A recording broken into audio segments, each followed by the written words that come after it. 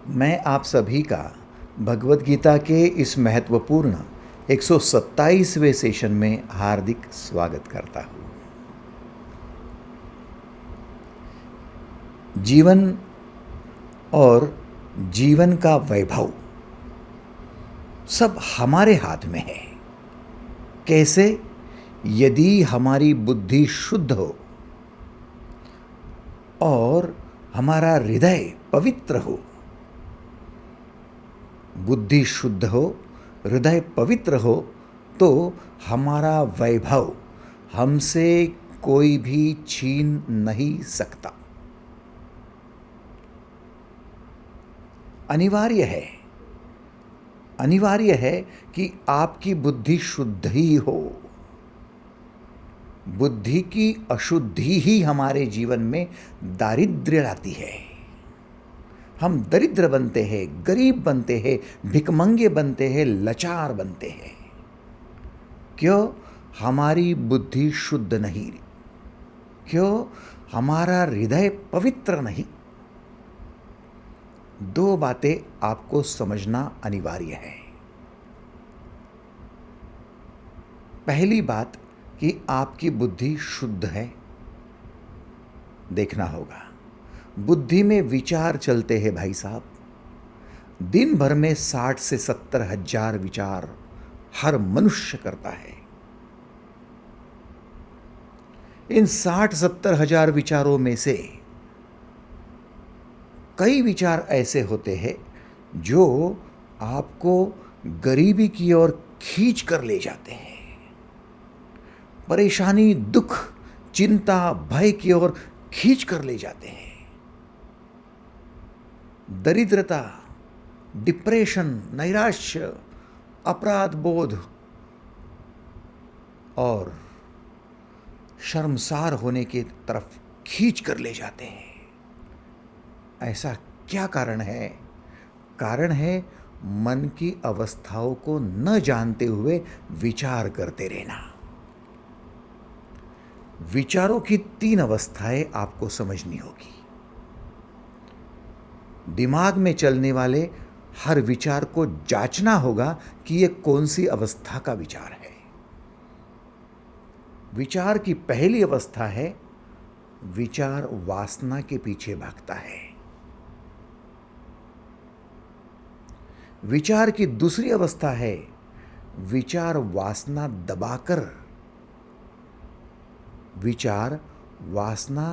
दबाकर रखता है। और तीसरी अवस्था, विचार अदृश्य के प्रति आकर्षित होकर अदृश्य को साकार करने में जुट जाता है। दिन भर में आप इन तीनों में से कौन सी अवस्था में अधिक रहते हो, उस पर आपका वैभव या आपका दरिद्र होना निर्भर करता है। यदि आप वासना के पीछे भागने वाले विचारों को अधिक बुनते रहते हो तो वासनांध हो जाते हो, वासनामयी हो जाते हो। भोजन में वासना, जो दिखता है वो खाना है।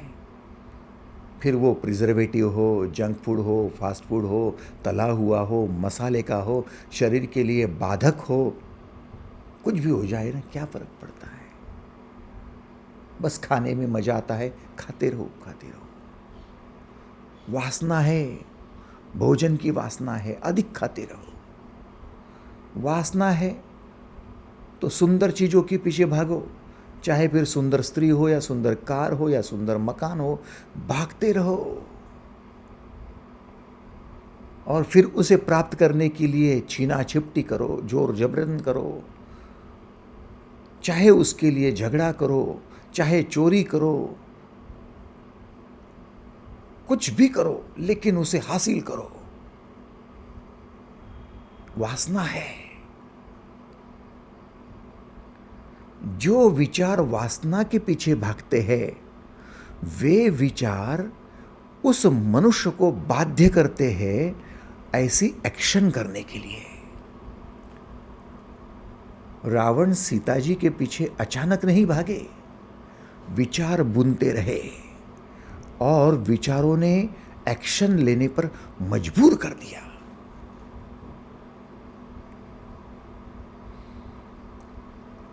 लोग बलात्कार करते हैं, वासना से भरे हैं। अचानक से बलात्कार नहीं होता, दिन रात वही विचार, उसी उधेड़बुन में वासना के पीछे भागने वाले वो विचार एक्शन लेने पर मजबूर कर देते हैं और पता तक नहीं चलता हम क्या कर रहे, बेहोशी में सब हो जाता है।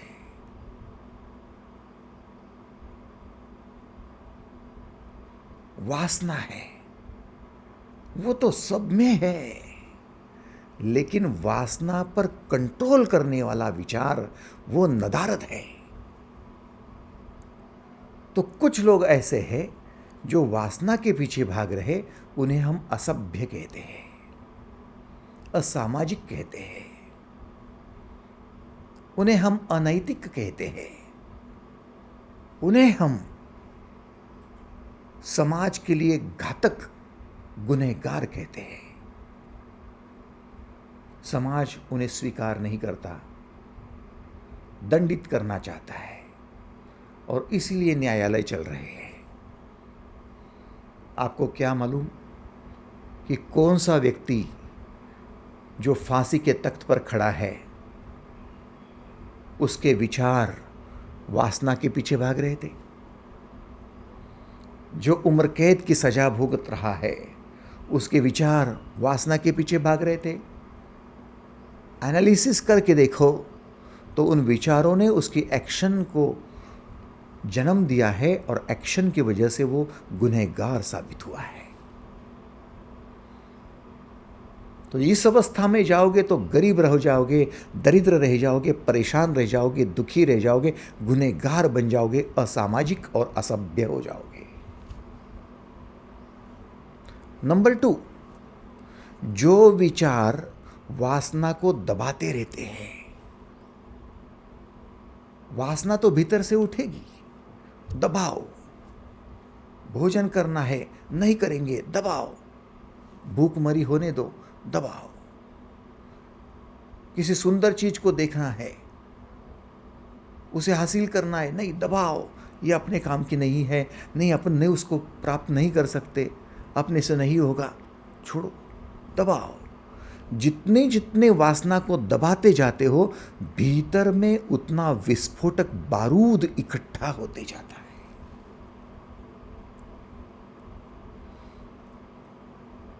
कई लोग क्रोधित होकर कहते हैं, हमने अपने मन को मारकर, हमने अपनी इच्छाओं को मारकर कई बातों की कुर्बानी कर दी है। भाई साहब, कुर्बानी का मतलब हमने भीतर जगी हुई वासना को दबा कर रख दिया। हम भी चाहते थे कि शराब पिए, हम भी चाहते थे कि जुआ खेले, हम भी चाहते थे कि सुंदरी के पीछे भागे, हम भी चाहते थे कि धन कमाए, हम भी चाहते थे कसीनो जाए। चाहत आपकी थी माने इच्छा थी। इच्छा थी तो आपने नहीं किया। क्यों नहीं किया? क्योंकि आपने भीतर की इच्छाओं को, वासनाओं को दबा कर रख दिया। आपको समाज सभ्य कहता है कि ये गलत काम नहीं करता। भाई साहब, आप गलत काम जरूर नहीं कर रहे, एक्शन नहीं ले रहे, लेकिन आपके भीतर में विस्फोटक बारूद इकट्ठा हो रही है, वासना को दबा दबा कर, सप्रेस करके करके करके। और जितना मनुष्य सप्रेस ज़्यादा होता है, उतना मनुष्य विक्षिप्त और क्रोधित ज़्यादा होता है। इसलिए दुनिया में असभ्य लोग उतने विक्षिप्त नहीं होते हैं, वो विकृत होते हैं। लेकिन सभ्य लोग विकृत जरूर नहीं होते, विक्षिप्त जरूर हो जाते हैं। थोड़ी थोड़ी बातों पर भड़क जाना, चिल्लाना, चीखना, क्रोधित हो जाना, हाथ उठाना, क्या बात है।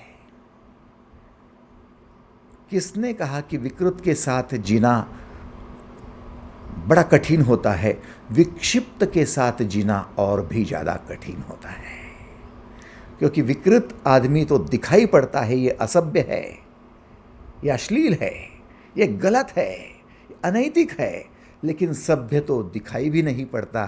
और कब हाथ उठाएगा, कब चीखेगा, कब जाकर क्रोधित हो जाएगा, समझ में भी नहीं आता। इसलिए कई महिलाएं अपने पति की शिकायत लेकर आते हैं, कई पति पत्नी की शिकायत लेकर आते हैं कि शायद पागल तो नहीं है, अच्छे रहते हैं और अचानक ही भड़क जाते हैं, अचानक ही।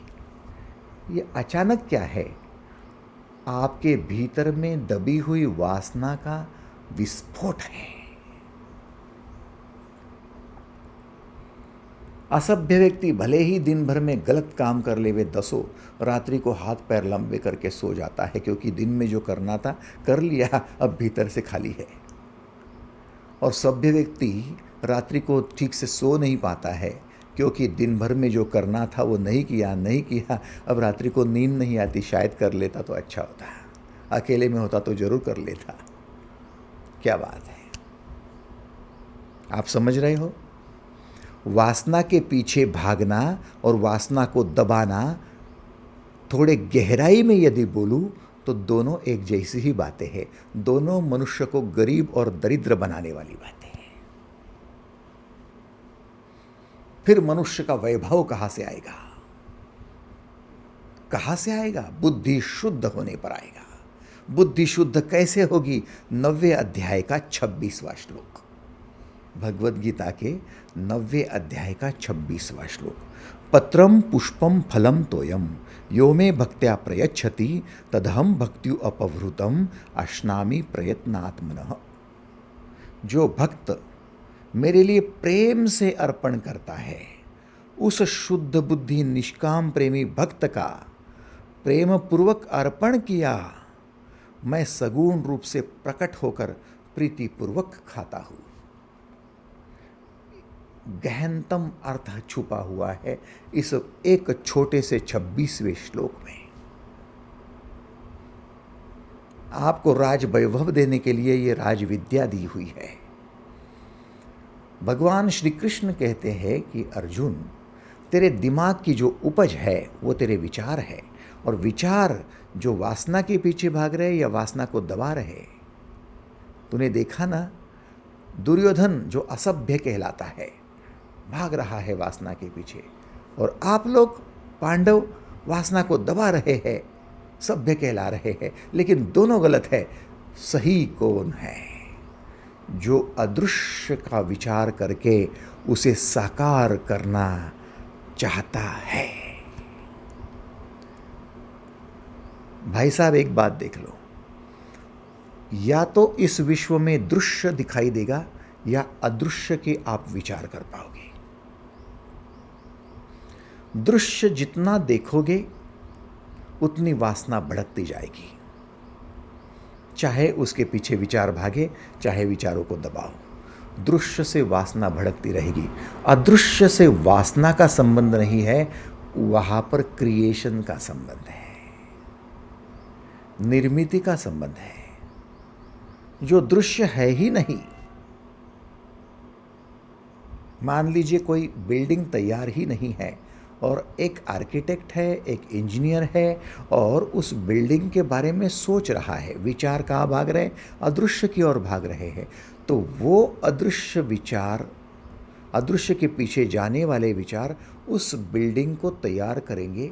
लोगों के सामने स्काई स्क्रैपर्स खड़े हो जाएंगे, 100 मंजिला इमारत खड़ी हो गई, 200 मंजिला इमारत खड़ी हो गई।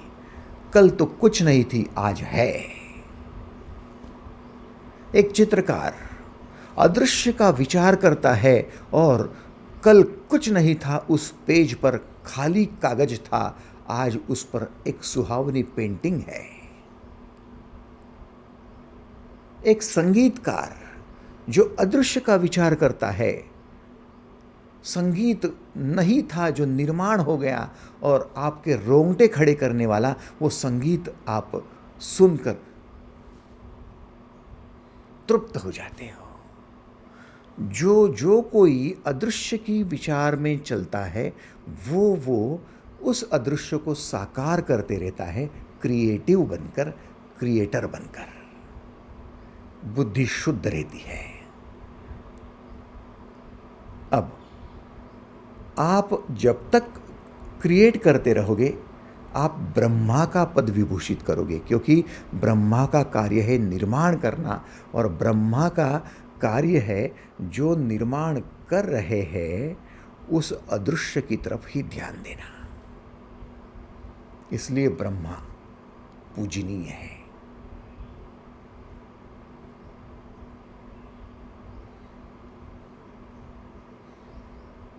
एक कथा कहती है, पुराण की कथा है, कि ब्रह्मा ने एक सुंदरी की कल्पना की, सुंदरी का विचार किया और सुंदरी को आकार दे दिया, और कहते हैं सुंदरी तैयार हो गई। और कहते हैं कि ब्रह्मा उस सुंदरी पर ही मोहित हो गए और सुंदरी के पीछे भागने लगे। अब सुंदरी अपने जान बचाकर भाग रही है।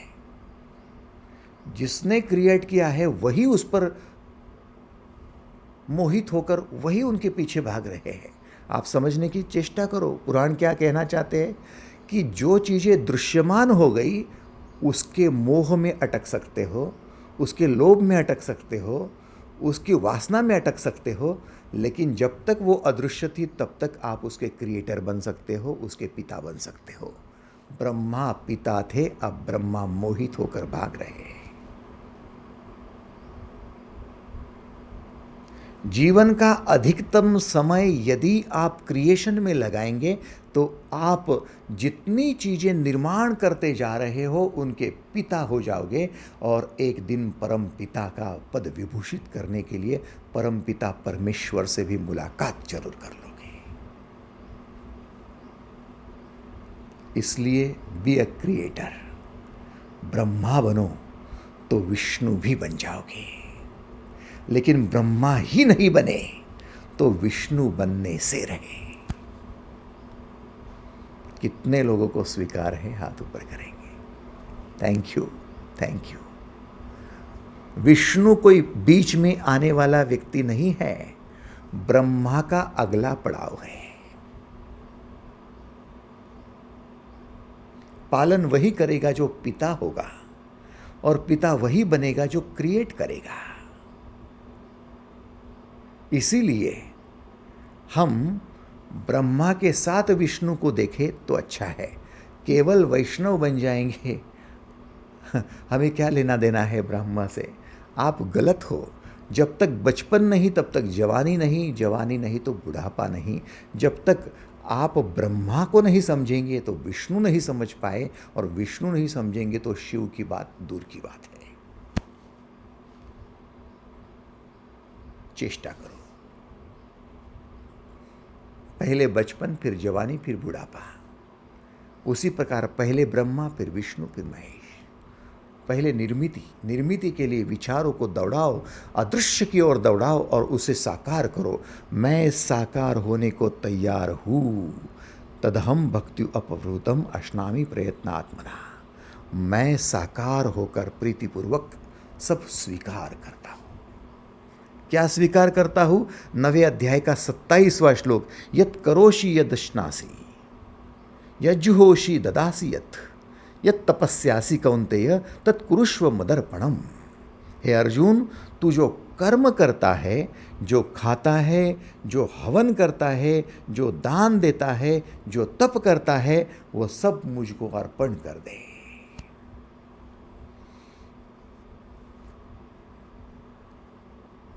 ऐसा क्यों कहा गया पता है आपको?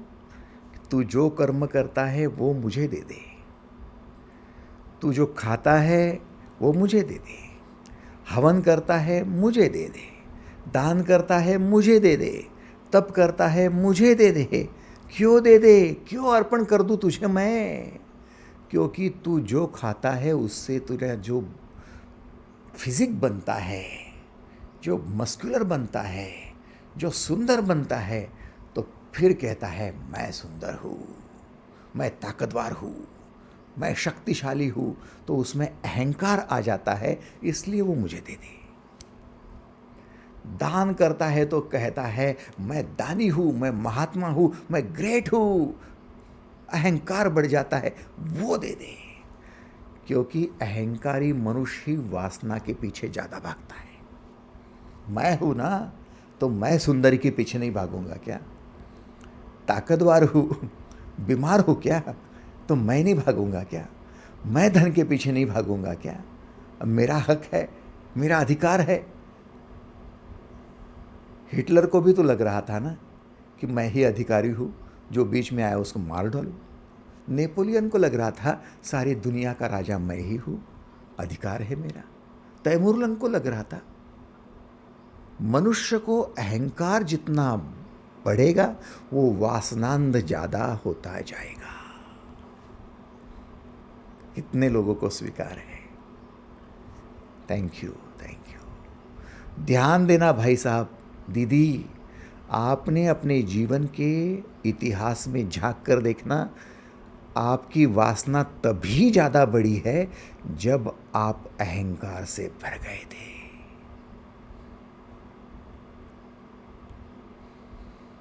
और जब जब आपका अहंकार कम था तब तब आप अपनी वासना को दबाते रहे। नहीं, अपनी ताकत नहीं है, उसके पीछे मत भागो।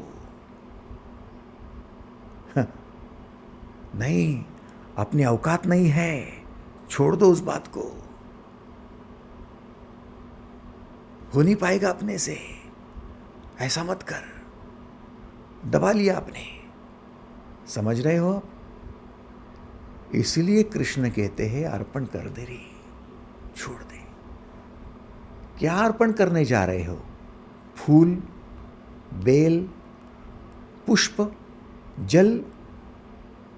ईश्वर को ये क्या अर्पण करना है क्या? अरे वो उसी का है, उसको वो अर्पण करो जो उसका नहीं है, और वो है अहंकार जो आपका है, जो आपका है। और अहंकार कहां से आया? कर्म से आया, खाने से आया, हवन से आया, दान से आया, तप से आया। वो अर्पण कर दे, अहंकार अर्पण हो जाएगा।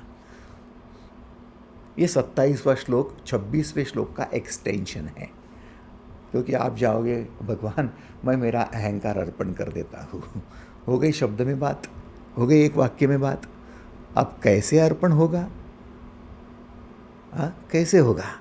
लॉजिकली तो आपने कर दिया, लेकिन प्रैक्टिकली कैसे होगा? तो प्रैक्टिकली ये होगा कि तूने जो दान किया है वो अर्पण कर दे।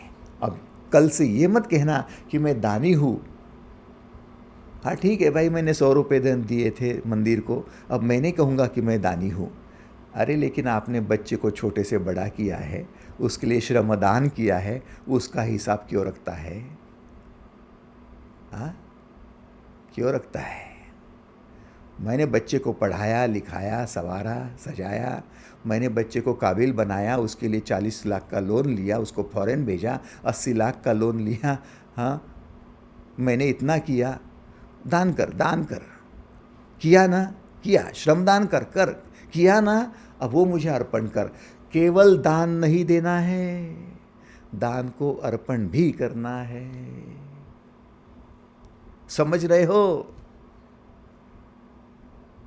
यदि नहीं समझे तो राजविद्या नहीं समझे, और नहीं समझे तो वैभव से आप दूर रहे ना।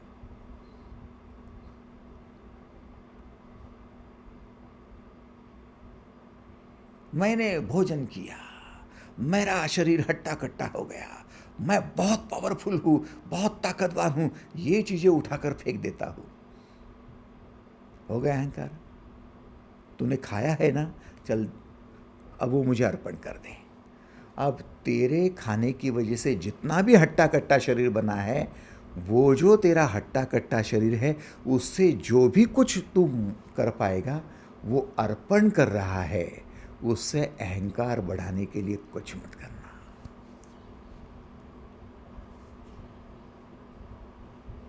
हम बात बात पर अहंकारी बन जाते हैं। हवन करने से भी, दान करने से भी, तप करने से भी, खाने से भी, हर चीज से, कर्म करने से भी, जो जो कर्म कर रहे हो सबको आप अर्पण करते जाओ। बुद्धि शुद्ध हो जाएगी, हृदय पवित्र हो जाएगा। 2 बातें अनिवार्य है। मैं पहली बात आपको समझा दी। पहली बात है कि बुद्धि को शुद्ध करो। दूसरी बात है हृदय को पवित्र करो। हृदय का मतलब क्या? जो धक धक धक करता है वो हृदय नहीं। हृदय का मतलब है मन। मैं यंत्र की बात नहीं कर रहा हूँ, मैं मन की बात कर रहा हूँ। आपका दिल और आपका दिमाग, आपका मन और आपका दिमाग, ये दोनों पवित्र होने चाहिए। बुद्धि शुद्ध करने के लिए अदृश्य के विचार करना शुरू करो, और मन को पवित्र करने के लिए निष्काम प्रेम करना शुरू करो। पत्रम पुष्पम फलम तोयम यो मे भक्त्या प्रयच्छति तदहम भक्त्यु अपवृतम अश्नामि प्रयत्नात्मनः।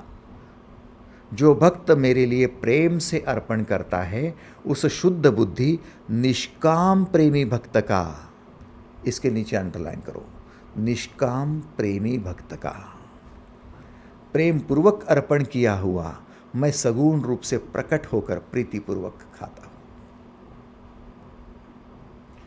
आपके पास पड़ोस में जितने लोग आपकी मदद ले रहे हैं, ये सगुण रूप से आपके लिए प्रकट हुआ परमात्मा है। आप सोचते हो कि उसकी मदद बार बार क्यों करूं मैं, अहंकार कम करने के लिए कर। अरे वो समझता ही नहीं है, सुनता ही नहीं है, लाचारी ही है, दरिद्र ही है, फिर भी क्यों करूं? तू तेरा अहंकार कम करने के लिए कर। बच्चे हैं, बहू है, धुतकारते हैं, फटकारते हैं, तकलीफ देते हैं, फिर भी उनके लिए क्यों करूं? तेरा अहंकार कम करने के लिए कर। सगुण रूप से प्रकट हुए हैं, अन्यथा समझेंगी नहीं। आप दुनिया को केवल इसलिए नहीं समझ पाते क्योंकि आपका चश्मा अहंकार का है, और दुनिया को तब समझना शुरू कर देते हो जब ये चश्मा उतार कर रख देते हो। बस इतना ही फर्क है। तो चश्मा कब उतरेगा? दो बातों से, बुद्धि शुद्ध हो जाए तब, नंबर 1। नंबर 2, निष्काम प्रेम करोगे तब। अब भाई ये निष्काम प्रेम क्या है समझा दो। मेरे एक एक वाक्य की तरफ ध्यान देना होगा आपको। एक है सकाम प्रेम, दूसरा है निष्काम प्रेम। सकाम प्रेम क्या है? ये मन की एक बात है। सकाम प्रेम सकाम, कामना के साथ किया गया प्रेम। कामना क्या है? अपने कार्य की प्रोसेस को छोड़कर अन्य विचार करते रहना कामना है। अपने कार्य की प्रक्रिया को छोड़कर अन्य का विचार करते रहना, जो संबंधित नहीं है उसके विचार करते रहना कामना है। तो कामना सहित प्रेम कैसे होता है? जैसे मान लो एक माँ है, अपने बेटे से प्रेम कर रही है, तो जब बच्चे का जन्म हुआ तब माँ का प्रेम बिल्कुल कुंवारा प्रेम था। माँ का प्रेम अबाधित प्रेम था। माँ का प्रेम निष्काम प्रेम था। कोई कामना नहीं थी बच्चे को देखना, उसका हंसना, उसका रोना, उसका खेलना, उसका हाथ पैर हिलाना, उसका मुस्कुराना, ये सब देखकर माँ बहुत ज़्यादा उसमें विलीन हो जाती थी। जैसे कि दिन भर की सारी खुशियाँ उसको उसी से मिलती थी, वो उसमें अर्पित हो जाती थी। जैसे जैसे बच्चा बड़ा होने लगा, पढ़ाई करने लगा, खेलकूद करने लगा, तो बच्चे के प्रति माँ के मन में अलग अलग विचार उठने लगे। मैं उसको डॉक्टर बनाऊँ, मैं उसे इंजीनियर बनाऊँ, मैं उसे पायलट बनाऊँ, मैं उसे मिलिट्री पर्सन बनाऊँ, मैं उसे फिलोसोफर बनाऊँ, मैं उसे क्या बनाऊँ। अनेकों विचार विचार विचार विचार। बच्चा रह गया बाजू में, ये विचार ज़्यादा आ गए, कामना बढ़ने लगी।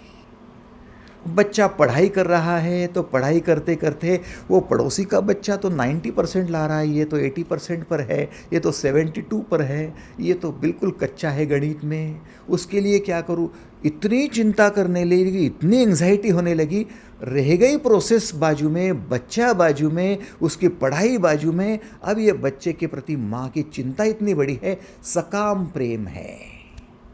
आप समझ रहे हो?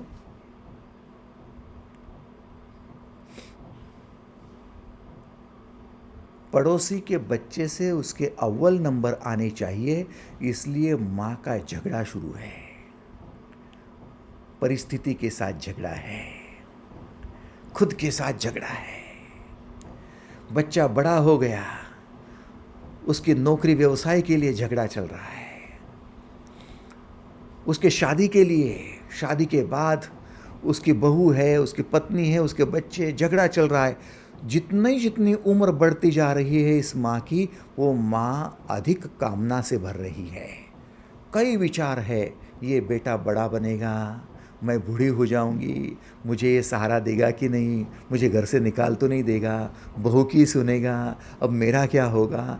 सकाम देखो, प्रोसेस को छोड़कर कई प्रकार के विचार चल रहे हैं। क्या ये आपको स्वीकार नहीं है?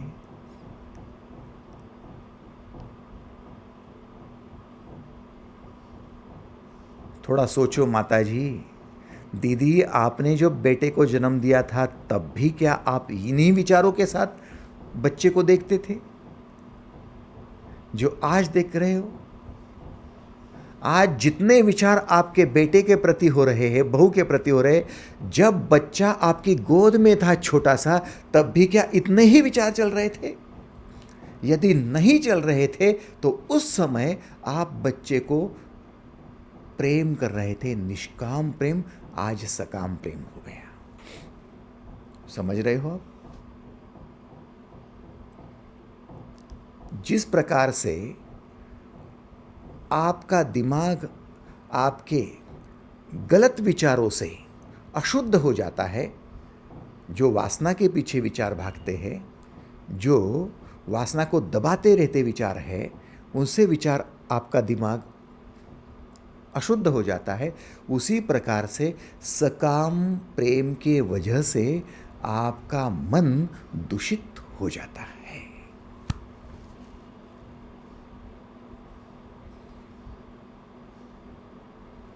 आपकी चिंताएं, आपका भय, आपका क्रोध, आपकी इच्छाएं, आपका नैराश्य, आपका दुख, ये सारी बातें दर्शाती है आप सकाम प्रेमी हो। मैं ये नहीं कहूँगा कि आप प्रेम नहीं करते, लेकिन आपने प्रेम में गलती कर ली। मैं ये नहीं कहता कि आप विचार नहीं करते, आपने विचारों में गलती कर ली और उसी गलती की सजा भुगत भुगत कर आप राज वैभव से दूर हो रहे हैं। क्या आपको पता है, जिस दिन बच्चे का जन्म हुआ उस दिन 3 जन्म हुए थे।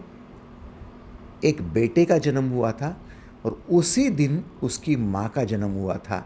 अब तक उसे कोई माँ नहीं कहता था, पहली बार वो माँ बन गई थी। अब तक उसको कोई पिता नहीं कहता था, पहली बार वो पिता कहलाया था। तो बच्चे के जन्म के साथ और 2 जन्म हुए थे, माता का जन्म और पिता का जन्म। अब तक वो केवल पुरुष और स्त्री थे। तो जब जन्म हुआ तब आपका प्रेम भी जन्मा था उसके प्रति, और प्रेम कुंवारा था।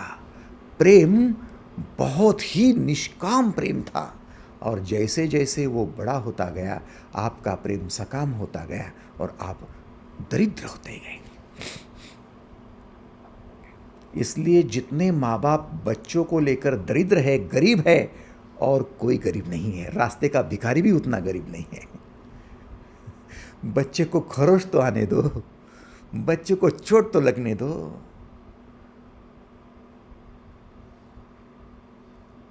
कितने लोगों को स्वीकार है? हाथ ऊपर करो। थैंक यू, धन्यवाद। वैभव के लिए निकले थे और कहा तो गरीब हो गए। तो भाई साहब, ये सकाम प्रेम आपको अशुद्ध बनाएगा। फिर निष्काम प्रेम की बात करो। चलो,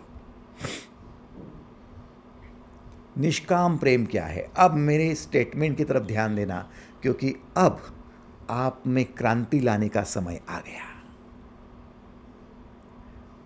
क्योंकि जितनी जितनी सकाम प्रेम में अटके हो, उतने उतने परेशानी बढ़ते जा रही है।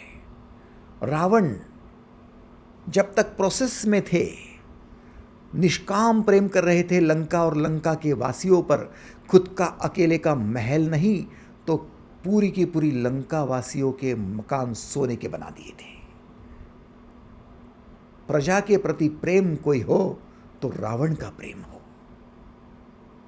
निष्काम प्रेम था, प्रोसेस में थे, लेकिन अहंकार बढ़ गया और लंका ही नहीं तो भारत में अयोध्यापति राम के पत्नी तक को लेकर आओ ताकि उनका भी राज्य मेरा हो जाएगा। वो संधि करने आएंगे, मैं उनके राज्य पर आधिपत्य करूंगा। कामना आ गई और कामना की वजह से विचार बहक गए, विचारों की वजह से एक्शन ले ली और सीता जी को चुरा कर ले आए। असभ्य कहलाए। दूसरे के पत्नी को चुरा कर लेकर आना असभ्य बात है, असामाजिक तत्व है।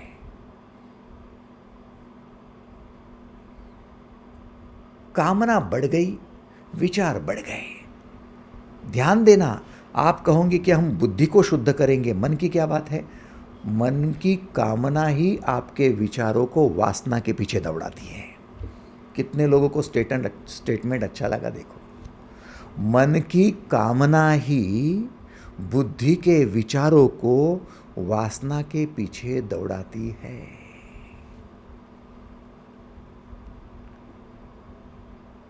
अब ये मन की कामना कोई जगी, प्रोसेस में फोकस नहीं था, कंसंट्रेशन नहीं था, दिलचस्पी नहीं थी, पैशन नहीं था, एकरूपता नहीं थी, समर्पण नहीं था।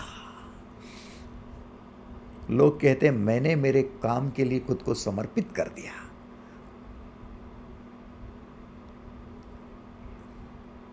काम के लिए समर्पित हो जाना आपका सौभाग्य है।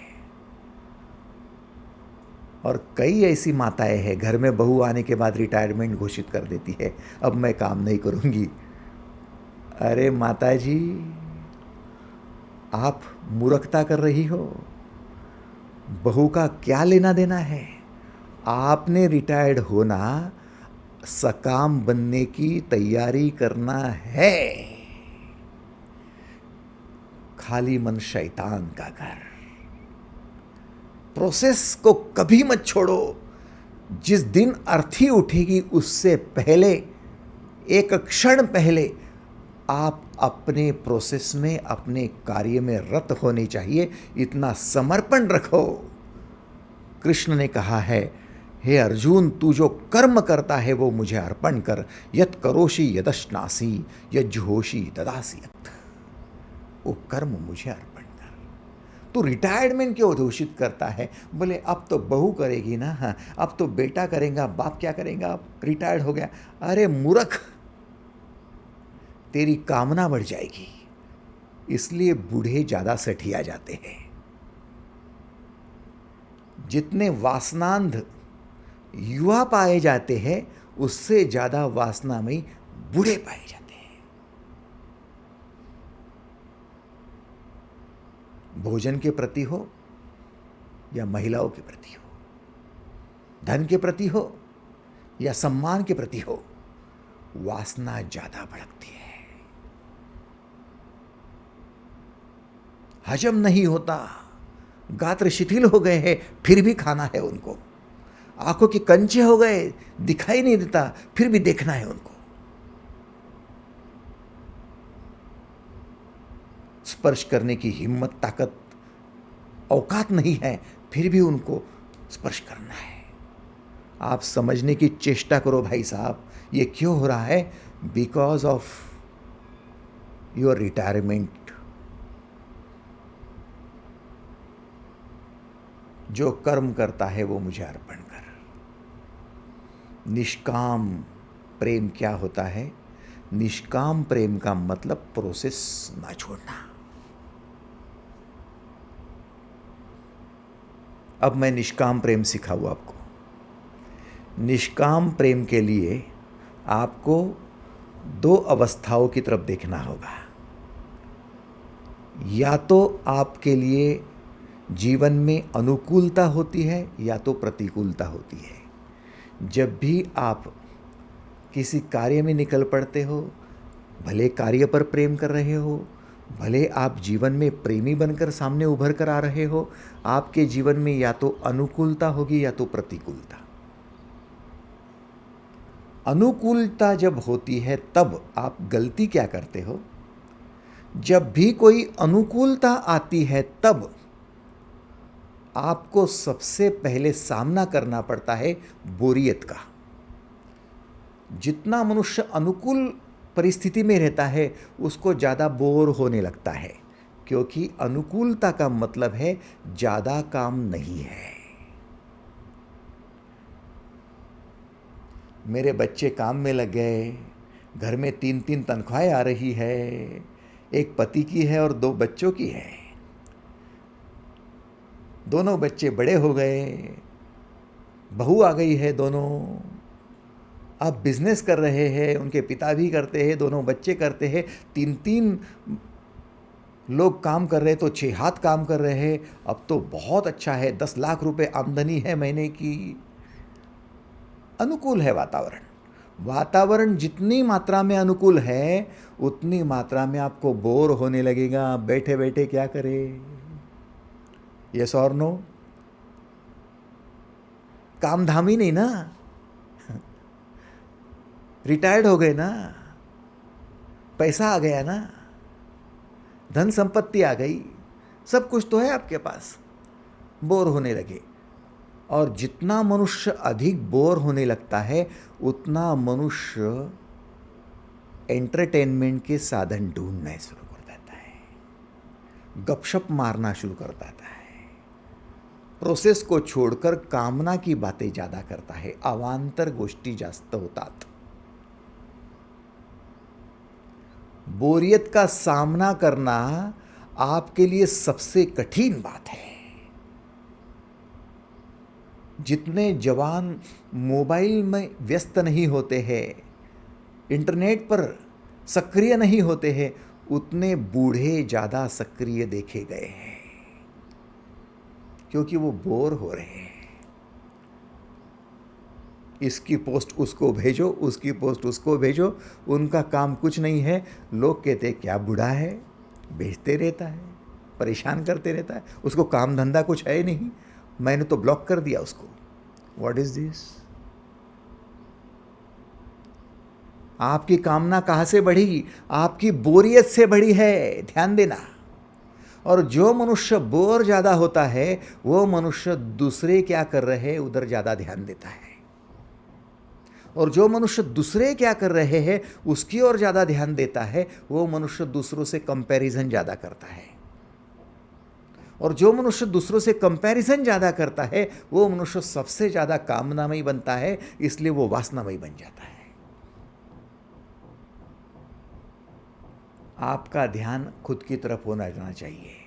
सुल्तान की लड़ाई खुद से होती है, दूसरों से लड़ाई कर ही नहीं सकते आप। कैसे? मान लीजिए कि मैं एक बैडमिंटन खेलने वाला या बॉडी बिल्डिंग करने वाला खिलाड़ी हूँ या रनिंग करने वाला एथलीट हूँ, मान लीजिए,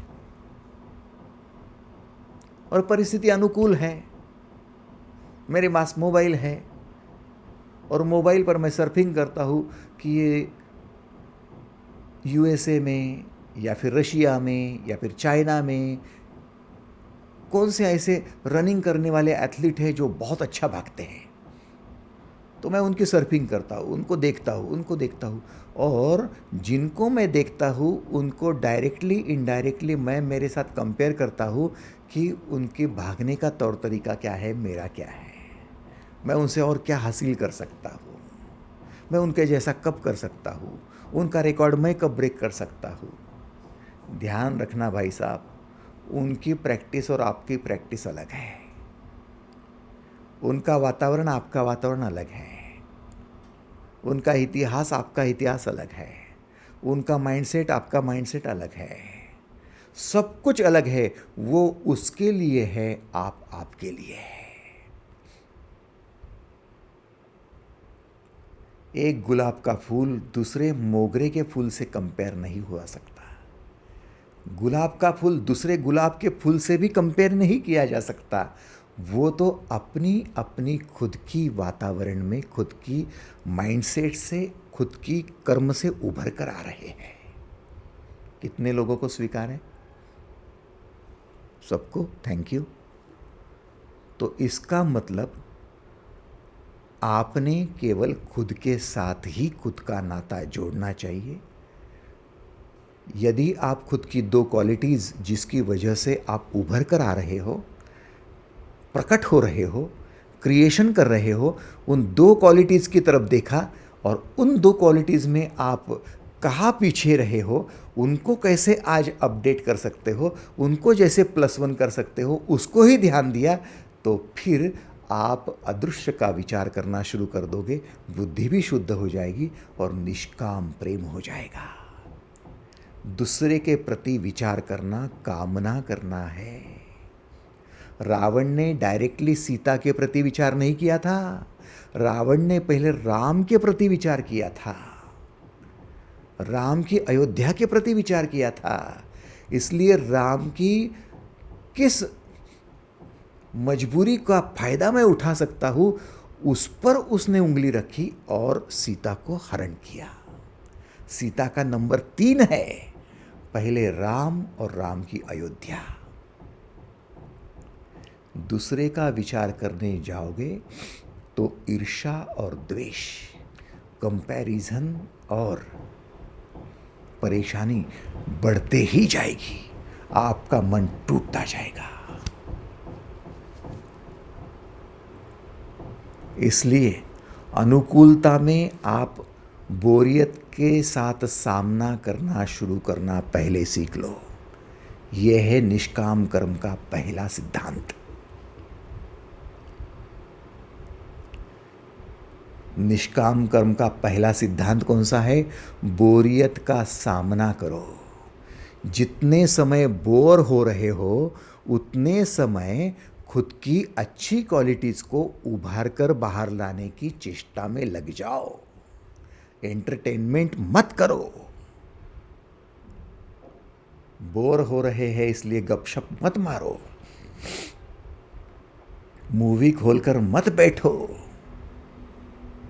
मैं आपको एक बात बता दूं, ब्रूस ली मार्शल आर्ट के मास्टर थे और छात्रों को सिखा रहे थे मार्शल आर्ट। सिखाते सिखाते एक दिन अचानक से उनके पीठ में बहुत बड़ा घाव लगा। हॉस्पिटल में एडमिट करवाए गए। डॉक्टर ने कह दिया अब पूरी जिंदगी भर आप मार्शल आर्ट नहीं कर सकते, घाव गहरा है। पूरा करियर दांव पर लगा था भाई साहब, अब क्या करना। ब्रूस ली की परेशानी नहीं, अब केवल हॉस्पिटल में लेटे हुए हैं, पड़े हुए हैं, हाथ पैर हिला नहीं सकते, ऐसी डिसेबल अवस्था में है। बोर होने का काम है, यस और नो? इस अवस्था में करे तो क्या करे? ब्रूस ली ने अपने जीवन में जो जो कुछ स्किल अवगत किया था वो सब लिखना शुरू कर दिया और कई किताबें लिख डाली। कहते हैं कि 6 महीने आराम करने के बाद ब्रूस ली ने डॉक्टर की बातें जैसे सुनी ही नहीं, क्योंकि करने को कुछ नहीं था, बोर हो रहे थे। अब करना क्या, तो खड़े तो रह गए।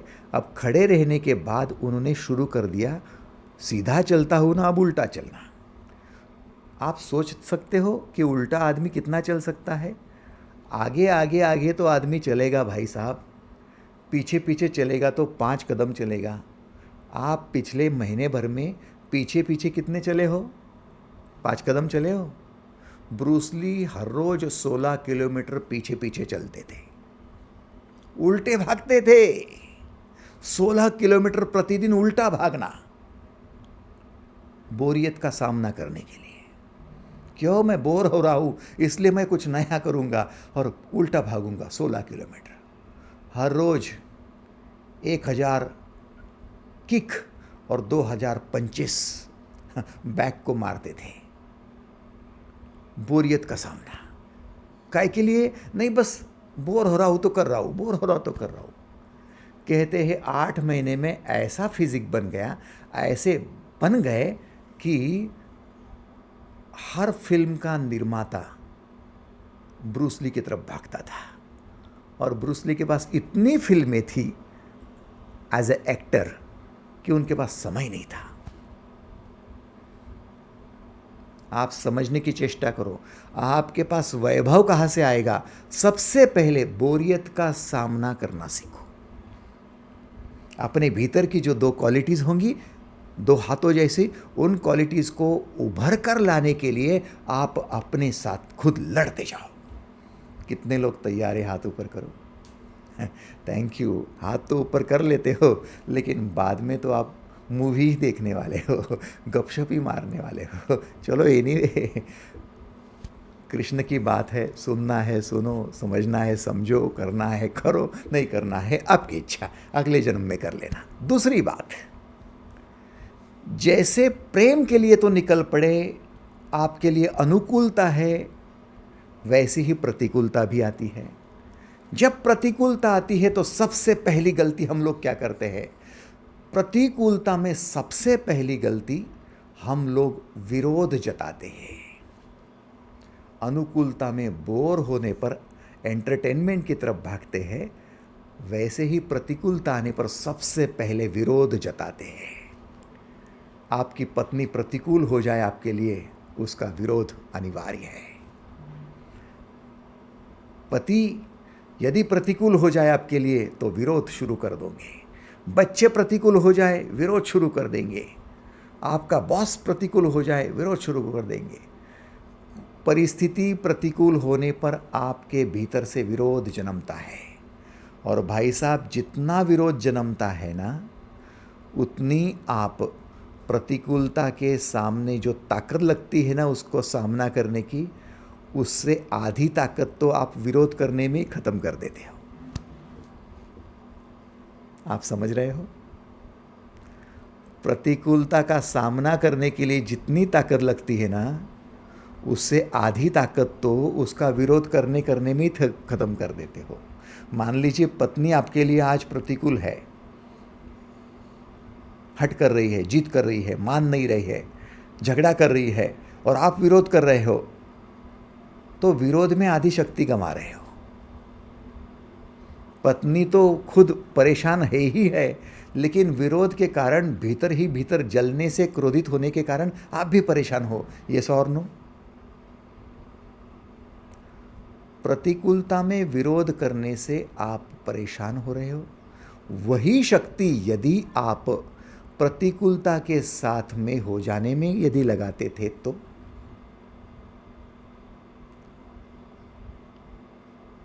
प्रतिकूलता में विरोध करना बंद कर दो और उस फ्लो के साथ हो जाओ।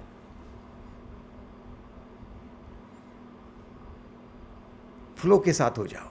जैसे पानी बह रहा है और आप विरोध कर रहे हो, पानी को विरोध कर रहे हो, पानी की ताकत इतनी ज़्यादा है कि आप विरोध विरोध विरोध में थक जाओगे, और जब थक जाओगे तो हाथ भी नहीं उठा पाओगे, तब मर ही जाओगे।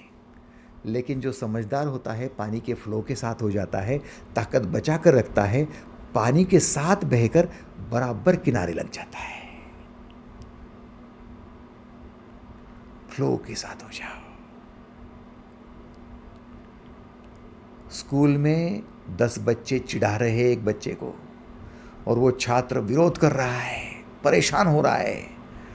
10 बच्चे और चिढ़ाएंगे, 10 के साथ और 10 आ जाएंगे, लेकिन उनके हंसी मजाक के साथ ये बच्चा यदि उस फ्लो में चला गया और उनके साथ हो गया, उनके साथ वो भी हंसने लगा, तो बाकी 10 बच्चे कहेंगे यार ये भी हंस रहा है, ये तो टारगेट है ही नहीं हमारा, दूसरे को ढूंढेंगे। आपको वो टीज करना बंद कर देंगे। आप समझ रहे हो? क्रोधित पत्नी के साथ आप क्रोधित होंगे तो क्रोध भड़कता जाएगा, आग में तेल डालने का काम होगा। आप उसके साथ हो जाओ। प्रेम का मतलब जानते हो आप? हम कहते हैं प्रेम में तो झगड़ा होता ही रहेगा, नहीं, वो सकाम प्रेम है तो झगड़ा होता रहेगा।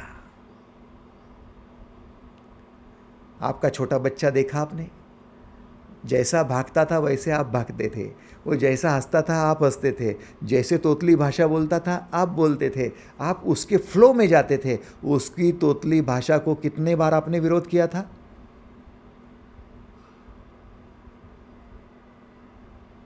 बोलो। तब आप उसके फ्लो में थे, तब निष्काम प्रेम था। अब हर बात को विरोध करते हैं। बेटा करता है, आप कहते नहीं ऐसा नहीं करना, बेटी करती है बिल्कुल ऐसा मत करना। आप विरोधक बन गए और आपकी आधी ताकत आप बेटों को विरोध करने में लगा रहे हो। आपका प्रेम सकाम हो गया। और फिर बेटे जब सामने नहीं रहते हो तब मन में इतना विरोध चलता है, वो ऐसा ही क्यों करता है, ऐसा ही क्यों करता है, मानता ही क्यों नहीं है। आपके विरोध के कारण जल रहे हो, मर रहे हो, दरिद्र हो आप। दिन भर बच्चों का बहाना करके आप विरोध जता रहे हो। कितने लोगों को स्वीकार है? धन्यवाद, थैंक यू।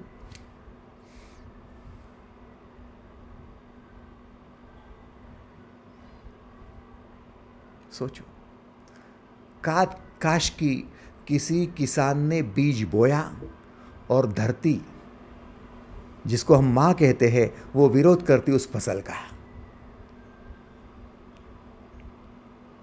काश कि उस बीज का विरोध करती वो, नहीं, वो मिट्टी उस बीज के साथ हो जाती, वो बीज उस मिट्टी के साथ हो जाता है और फिर पनपती है फसल।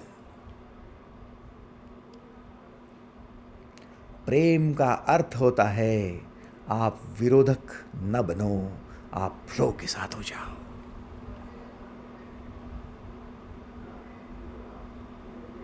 फ्लो के साथ हो जाओ। भाई साहब, जितना फ्लो में चलोगे उतना आप फ्लूरेंट हो जाओगे, फ्लरिश हो जाओगे, उतना स्वच्छ हो जाओगे, उतना और दैदीप्यमान हो जाओगे, उतना और वैभवशाली हो जाओगे। क्योंकि आपकी जो शक्ति है वो शक्ति विधायक कार्यों में लग जाएगी। मेरा एक प्रश्न है, उत्तर आप देंगे। जब आप विरोध करते हैं तब दिमाग में विचार सकारात्मक होते या नकारात्मक? जब विरोध करते हो तो विचार सकारात्मक होते हैं या नकारात्मक? नकारात्मक। जब फ्लो में बहते हो उनके साथ में तब विचार सकारात्मक होते या नकारात्मक? सकारात्मक हो जाते हैं। तो जब सकारात्मक विचार होते हैं तभी आप विधायक कार्य करना शुरू कर देते हो, तभी आपसे क्रिएशन हो जाता है, तभी आपकी बुद्धि शुद्ध हो जाती है, तभी अदृश्य को साकार करने में जुट जाते हो और हृदय भी पवित्र हो जाता है, मन भी पवित्र है और दिमाग भी शुद्ध है। जितना विरोध ज़्यादा उतने नकारात्मक ज़्यादा। चाहे बच्चे के प्रति विरोध हो, चाहे पति के हो, चाहे पत्नी के प्रति हो, चाहे पड़ोसी के प्रति हो, चाहे बहू के प्रति हो।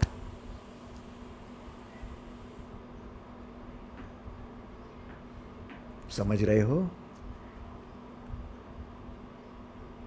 यत् करोषि यदश्नासि यज्जुहोषि ददासि यत् तपस्यासि कौन्तेय तत्कुरुष्व मदर्पणम।